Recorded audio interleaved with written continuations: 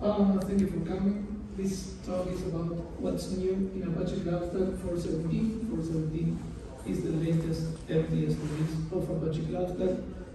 A little bit about me. I work as a software engineer at Sheffield. I am a Apache CloudStack committer and DMC member, acting as a release manager for versions 4.16 and 4.17. And also father of AMK, husband in sports phone. So I'm going to start with a very brief introduction of what Apache CloudStack is. So it's a scalable, multi-tenant, open source, purpose-built cloud orchestration platform delivering turnkey infrastructure as a service clouds. So in other words, it helps you build your clouds. This slide was taken from an example of Amazon EC2, in which you can see the foundation layer, so starting with networking, compute and storage on your organization, then can place a hypervisor on top, and then the orchestration layer, and API, and on top of that, your commerce logic. So in the case of CloudStack, you could set up your cloud picking up the same base, like networking, computing, and storage. Then we say CloudStack is an agnostic hypervisor. It's agnostic of the hypervisor because it supports KVM, VMware 7, OVM, Hyper-V, and recently XCP and G. And on top of that, you can install Apache CloudStack. It provides also the API.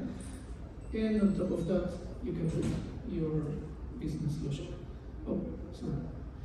And some examples of what you can do with CloudStack are creating virtual machines, getting all the lifecycle operations like starting, deleting, adding storage, and networking to your virtual machines, creating networking, managing your cloud basically, or the network operations. So, what we're going to see today, the information about the release and new features deployed, included on 4.17. So this year on June, we had 4.17.0 released, which was a major release, including near to 400 new features, improvements, and bug fixes. And within those, we have selected 16 major features which are there. It is supported for 18 months. And also during this year, after 4.17.0 was released, we had a CVE on the SAML plugin, so we have deployed a security release for 4.17.01 and for 16.1.1.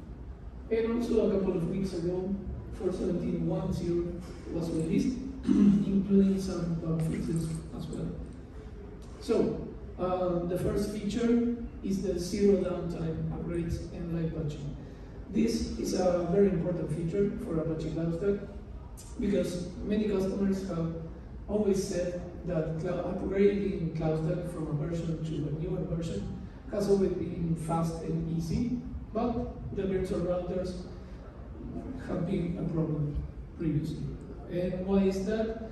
Because they needed to establish a maintenance window on their services operations, so in which they need to destroy their existing virtual routers, register a new system VM template for those routers, install them manually, and recreate basically each virtual router, which in a production environment could have like hundreds of them. So that could give a downtime on their daily operations. So they needed to define a maintenance window, and that could be a problem, which is now solved by version 4.17, in which CloudStack automatically downloads the newer system VM template and registers it as a new template. So also allows not recreating virtual routers, which allows live patching those virtual routers. So in order to live patching them, the destroy of the virtual routers is not required. So the operations can continue to operate no TCP packages are lost, no maintenance windows needed for customers. So this is a very good feature. And just, we say zero downtime, but actually some services need to be restarted actually with virtual routers running, but the restart is very short. It takes less than a second, so we say zero downtime. The only thing that you need to keep in mind is if you want to upgrade from a very old version, which is already end of life, like 4.13 or lower versions, then this is not supported. It's supported from 4.14 and onwards. This is how a virtual router's views look in Apache CloudStack, and you will see the second virtual router in the image. It says requires upgrade because it has a template version which doesn't match the latest software version. So in this case, without destroying this router, you can simply light patch it, and CloudStack will automatically upgrade the software version and the template version, getting it to the latest version. And as I said, without any downtime. Second feature, IPv6 support. This is actually, it's not new in CloudStack because it already existed for shared networks, but this extension allows isolated and VPC networks to support IPv6. So administrators and users now can create their isolated and VPC networks with IPv6 ranges. And as I said, it's an extension, so all the IPv6 has been like a journey in CloudStack, which is continuously increasing, and it's now being extended a bit more, and it's more there to come in the future releases, like those dynamic routing, BGP and OSPF, and support for further services on IPv6, which are being work in progress and will be available on further releases. Another feature, Storepool integration. So Storepool is a managed storage and has been historically integrated into CloudStack as a separate product for only Storepool customers, but 4.17 will ship this feature included on Apache CloudStack, so it is the first feature that includes Storepool. So yeah, that provides this service, this storage provider. And now another feature, the self-service network improvements. So previously, users were not allowed to create shared networks or private gateways. They needed to ask permission to the cloud administrators, and now on 4.17, users are allowed actually to create their own shared networks. The only requirement for an administrator is that they need to create a shared network offering, and they need to take care of specifying VLAN set to false, because you don't want users to be setting VLANs because they won't have visibility and they won't know which VLAN. So with that in mind, I will show you very briefly as an administrator what this means.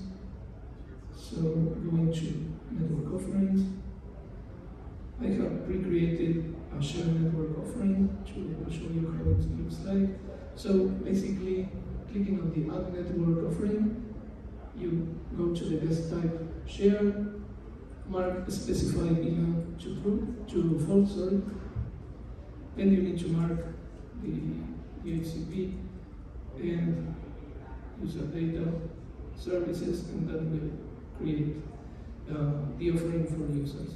So I have already created, so I won't do it again, but it's this offering. So now, as if I log out as the admin and log in as a user, the user will be allowed to create a shared network from the offering. So if we go to guest networks, add network, you see I pick shared network, and I will have network offering, it will be the offering that the administrator created. So I can set things. I could give like an example here.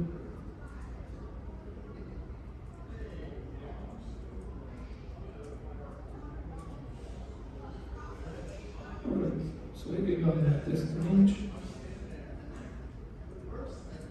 And that should be it. So users now are allowed to create their own shared networks. That's a good improvement included in this release.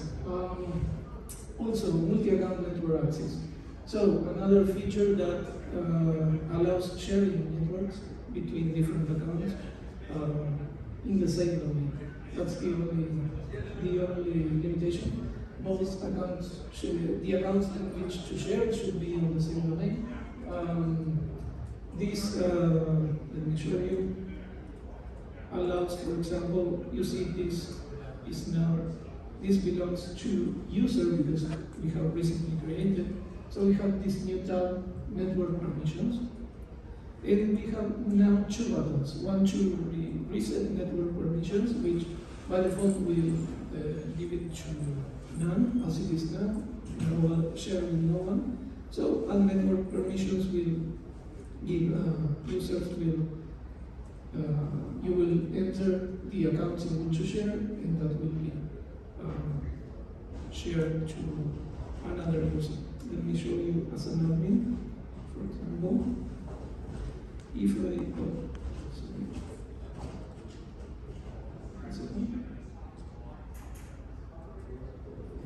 okay.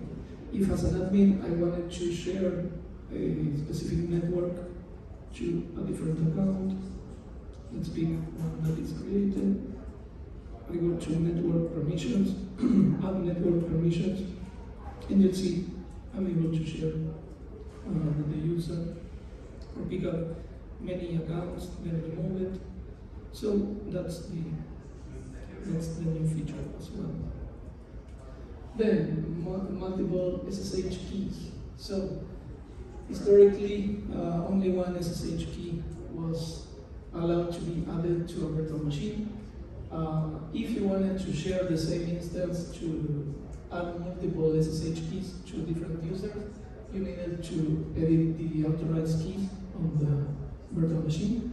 So now CloudStack provides it natively. So if you want to deploy a virtual machine, you may go to the SSH key session. Oh, sorry, not here. I will try as a user, which I have previously pre-created some SSH keys.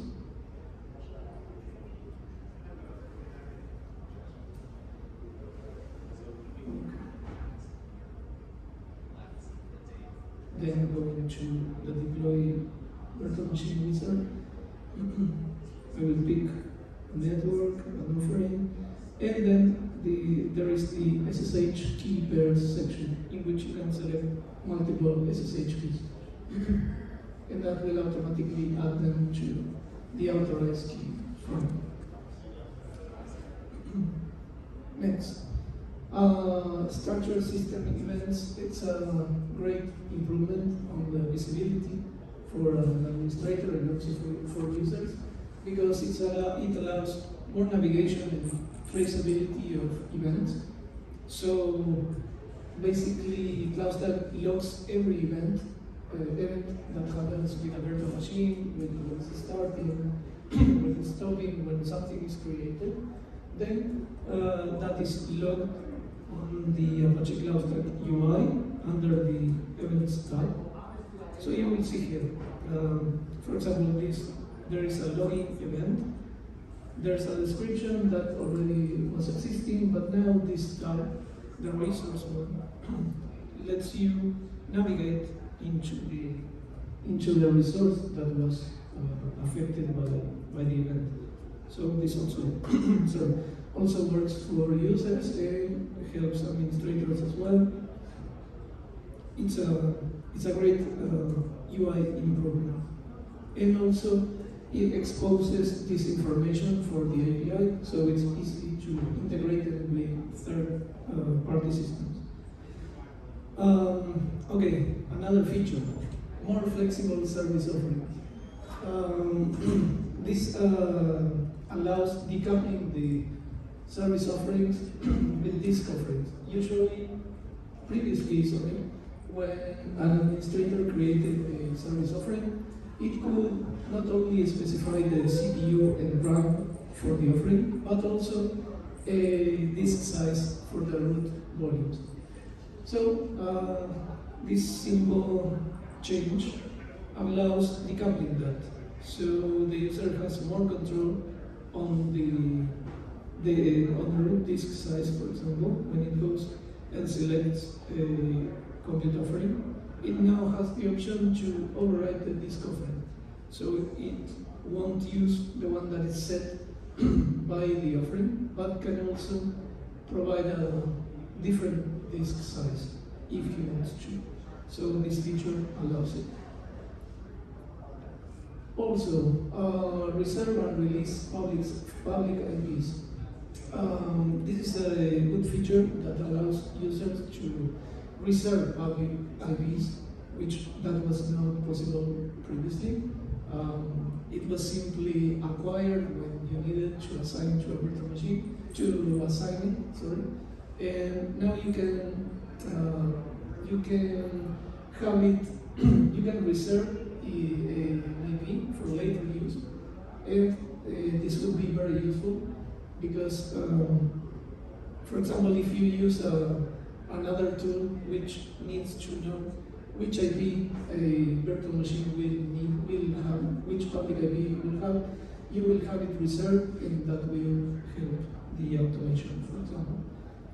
I think this is the last feature I'm going to show. Oh, sorry, I forgot to demo that.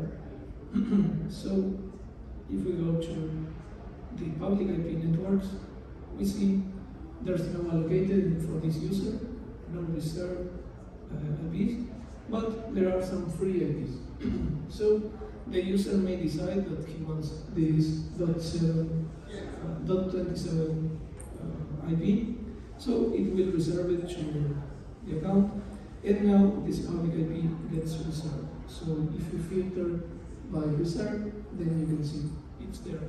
And if you need to acquire a public IP, you will see that the 27 is not there.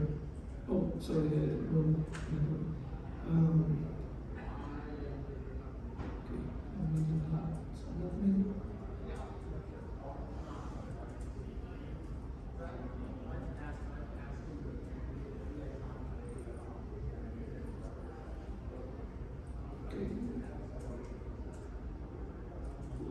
Let's go to reserve.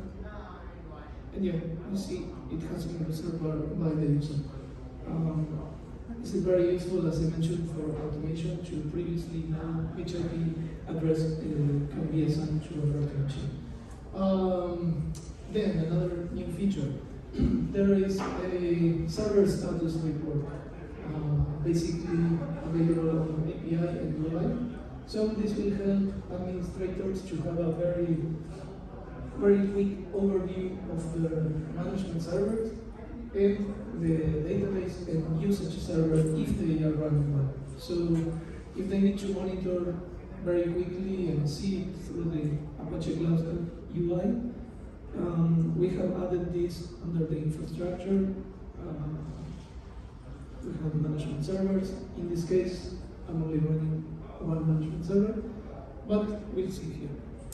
It will tell you if there is a usage server running locally, if the database runs on a separate host or in the same management server host, and will tell you useful information for monitoring the management server. There is also another metrics view, which is this one, database and usage. In case you are using usage, you will see the information under the right side. In this case, I'm also running it, so it shows the state, and also for database, you can have that information available.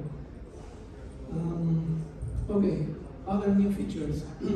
These ones I'm not going to demo, but we have added support for multiple local storages on KVM hosts. That's only supported for KVM.